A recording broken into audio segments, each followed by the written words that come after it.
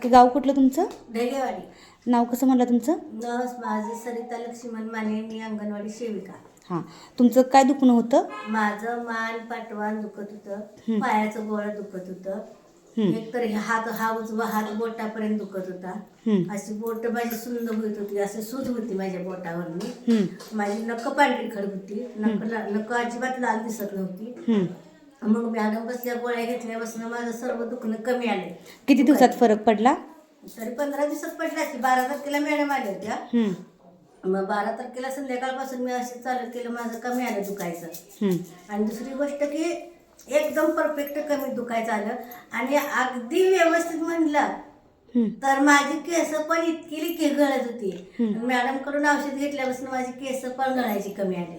हां, दुखणं कमी आले ना? दुखणं कमी आले. ठीक आहे, घ्या व्यवस्थित. आणि दुखणं कमी आलं म्हणून तर मी मॅडमला नंतर फोन केला, तुम्ही ढगेवाडीला कधी येणार आहे, माझं औषध संपले म्हणून मी मॅडमला फोन केला. ठीक आहे.